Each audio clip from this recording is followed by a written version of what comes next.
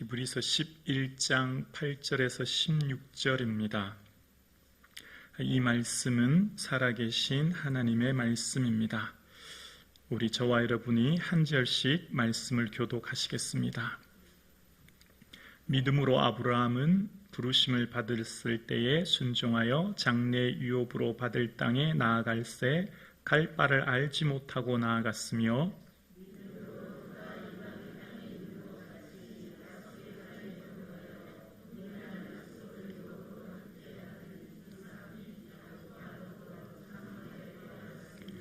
이는 그가 하나님이 계획하시고 지으실 터가 있는 성을 바랐음이라.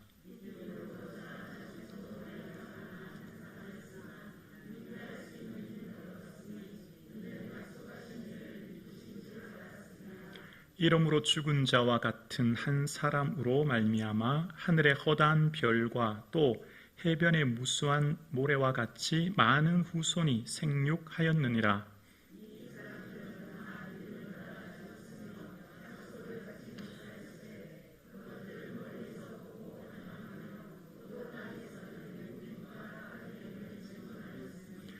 그들이 이같이 말하는 것은 자기들이 본향 찾는 자임을 나타냄이라.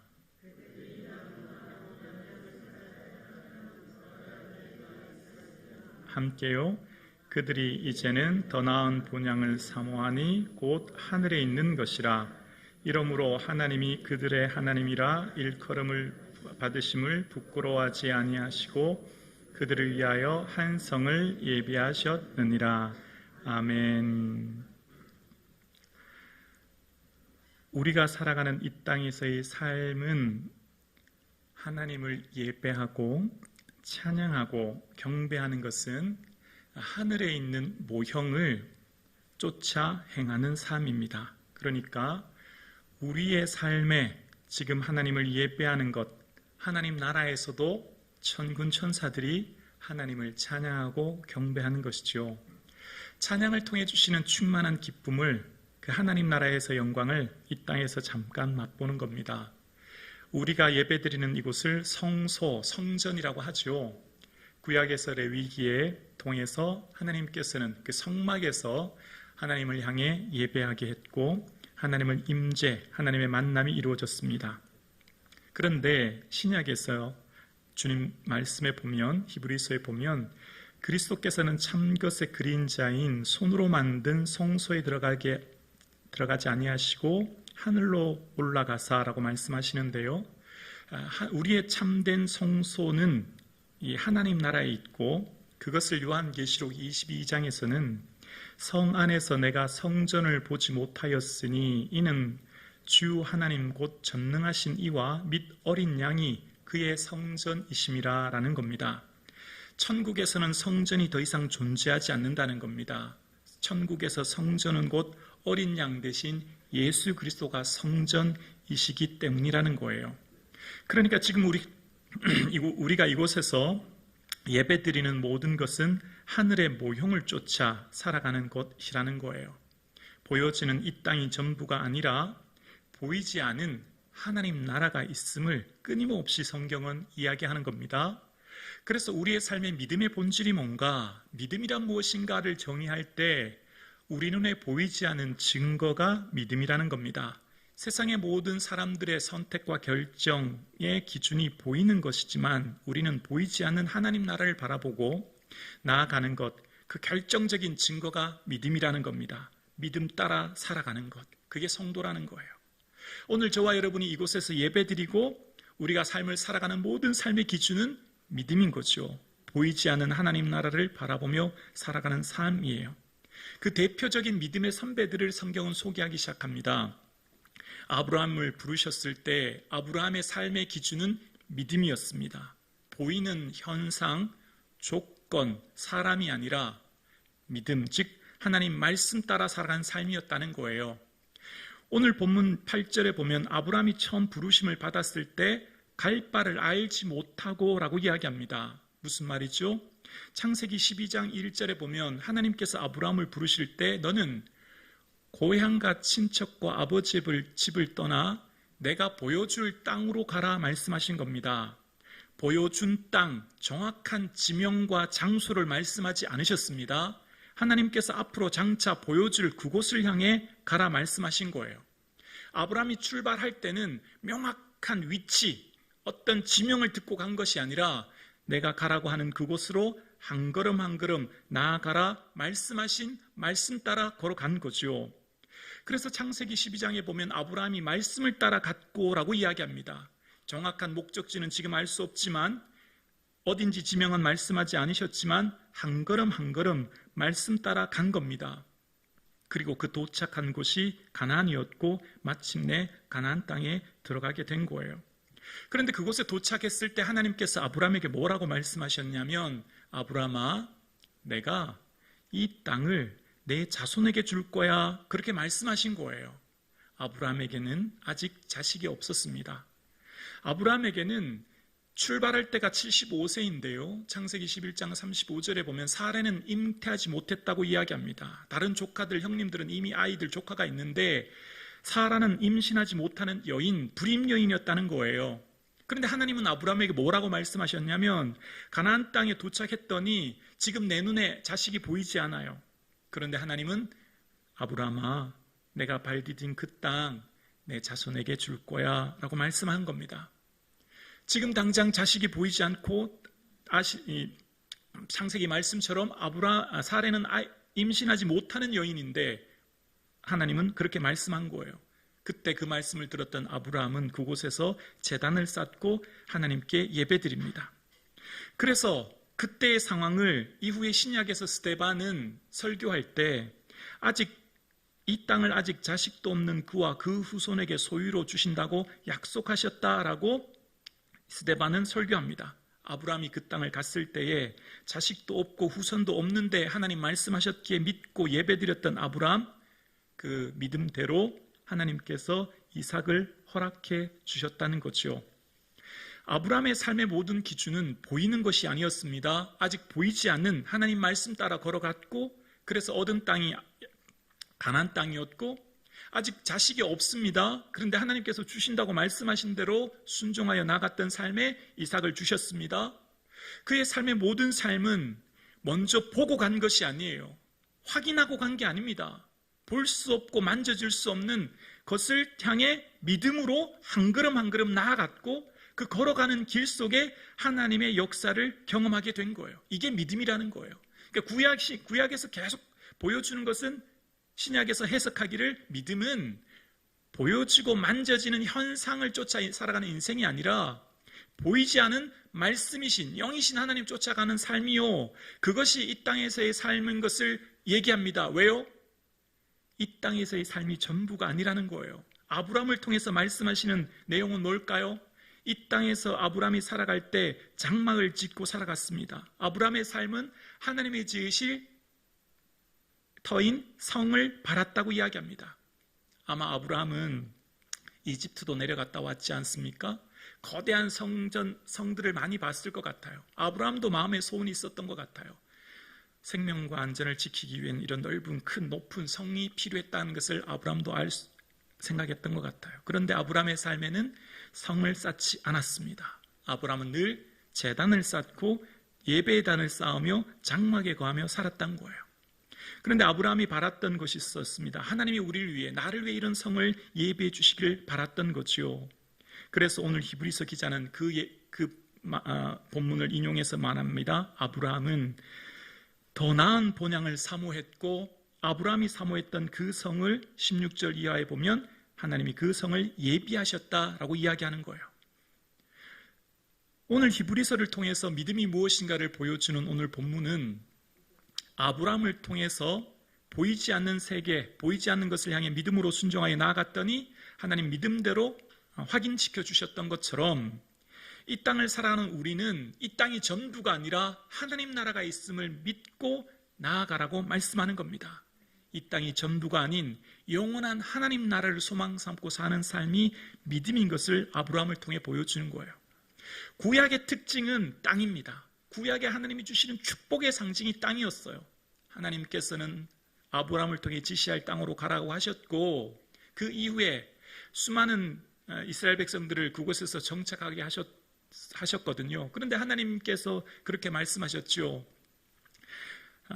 아브라함을 통해서 신명기에 보면 얘들아 너희가 내 말을 잘 들으면 너희가 수고하지 않은 우물물을 마시고 심지 않은 과일을 먹으며 수고하지 않은 집에서 살게 될 거야. 이 땅에서 편하게 살게 될 거야. 그런데 내 말을 순종하지 않으면 너희들 이 땅에서 쫓아버린다 라고 말씀하신 거예요. 그런데 그 말씀대로 안타깝게도 이스라엘 백성들은 가나안 땅에 정착해서 살면서 우상을 섬기며 말씀대로 살지 않죠. 그래서 그 땅에서 쫓겨납니다. 어디로요? 바벨론이라는 이방 땅으로 쫓겨나요.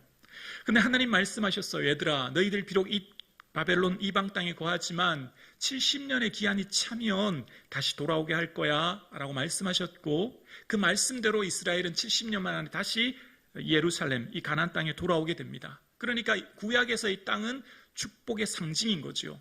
하나님 말씀대로 순종하면 그 땅에 머물게 됐지만 불순종하면 그 땅을 상실하는 아픔을 겪는다는 겁니다. 근데 신약에 넘어오면 축복의 상징이 조금 바뀌죠. 구약에서는 축복의 상징이 땅이었지만 신약에서는 축복의 상징이 하늘입니다. 하늘이 그들에게 주어진 축복입니다. 그래서 오순절날 성령의 충만한 사건을 덧입고 그들이 하나님의 성령의 충만함을 입자 함께 모여 기도하는 공동체가 되었고 그것이 교회가 됩니다. 그 교회가 된 공동체를 하나님께서는 예루살렘에서 천년만년 살게 하지 않으셨어요. 바로 큰 박해를 통해 세상으로 흩어버리십니다. 온 열방으로 흩어버리시고 그들이 가는 곳마다 교회가 되게 하셨어요. 축복의 상징인 이 땅을 넘어 온 세계 열방, 그래서 예루살렘과 유대와 땅 끝까지 이르러 증인되리라 라고 말씀하시면서 그들이 소유해야 될 참된 복은 하늘에 있는 것을 말합니다. 그래서 그들의 삶 가운데 있는 모든 복을 하나님께서 주신 하늘을 소망하게 하는 거예요. 그래서 하늘은 어떤 곳이죠? 하늘에 계신 우리 아버지, 하나님이 계시는 공간, 그 하늘이 우리의 축복의 상징이 된 겁니다. 그래서 예수님께서는 이 땅의 모든 삶의 재물을 이 땅에 쌓지 말고 하나님 나라, 하늘에 쌓으라 라고 말씀하시는 거예요. 그래서 우리의 삶 가운데 살아가는 모든 축복은 바로 하늘 나라가 되는 겁니다. 하나님 나라에 있는 본향을 향해 나아가는 나그네의 삶이 성도인 우리라고 말씀하신 거예요. 그래서 오늘 본문을 통해서 하나님께서 끊임없이 우리에게 말합니다. 아브라함의 모든 삶은 갈 바를 알지 못했지만 말씀 따라 순종해서 가서 가나안 땅을 얻게 되었고, 보여지지 않았지만 잉태할 수 없었지만 오늘 본문의 말씀처럼 사라가 나이 많아 단산하였지만 잉태할 수 있는 힘을 믿음으로 얻은 것처럼 이 땅의 너희들의 삶 또한 보이지 않는 하나님 나라를 보는 것처럼 믿고 나아가며 너희들의 삶의 기준은 믿음이 되어야 된다는 겁니다. 우리의 모든 삶의 기준이 믿음으로 살아가야 된다라고 오늘 본문은 우리에게 말하는 거예요. 믿음이 결국 우리의 삶을 승리하게 만든다라고 이야기하는 겁니다. 오늘 함께 예배드리시는 사랑하는 성도님, 지금 여러분의 삶 가운데 기도하고 바라고 원하는 일들 속에 당장 응답이 없다고 낙심되십니까? 여러분의 삶의 계획들이 내 뜻대로 되지 않아 마음이 힘들고 어렵습니까? 믿음으로 하나님 나라를 소망하고 믿음으로 깨어 기도하며 주님께서 바라시는 그 뜻을 바라보고 믿음으로 한 걸음 한 걸음 나아갈 때 하나님께서 우리를 통해 이루실 일들을 바라보는 삶 되기를 주님의 이름으로 축복합니다. 믿음을 통해 나아갈 때 하나님께서 일하심을 경험하는 것, 그게 오늘 히브리서 기자가 우리에게 말씀하고 있는 겁니다. 아브라함의 삶 가운데 언제나 기쁨과 즐거움만 있는 게 아니었습니다. 믿음으로 살아가는 길에 어려움도 있을 수 있었습니다. 가나안 땅에 도착했지만 마침내 가나안 땅에 도착했던 아브라함에게는 큰 흉년이 왔고 그 흉년으로 인하여 애굽으로 내려갈 수밖에 없었던 아브라함의 삶을 우리는 기억합니다. 믿음으로 살아가는 우리의 삶 역시 어려움이 있을 수 있어요. 환난이 있을 수 있어요. 고난이 있을 수 있어요. 그러나 그러한 삶의 환경과 여건 속에서도 하나님께서 계획하시는 일들, 하나님께서 바라시는 일들이 있음을 믿고 한 걸음 한 걸음 순종하고 나아가는 삶, 그것이 아브라함이었습니다. 아브라함의 삶에 큰 어려움이 있었을 때가 언제였을까요? 제일 큰 시련은 바로 아들 이삭을 드릴 때이지 않습니까? 그 아들 이삭을 드릴 때에 아브라함의 마음이 얼마나 힘들고 아팠겠습니까? 그런데 아브라함에게는 분명한 믿음 한 가지가 있었어요. 아브라함의 삶에는 하나님께서 나와 내 삶, 내 자녀들 책임져 주시고, 비록 내 삶 가운데 하나님 말씀 따라 순종해 나아가면 하나님께서 나의 삶을 통해 비록 내가 이삭을 죽일지라도 죽은 자 가운데서 다시 살려줄 줄을 아브라함은 믿었다는 거예요. 오늘 히브리서 11장 19절 한번 보실래요? 히브리서 11장 19절 성경책 한번 보세요. 함께 볼까요? 시작.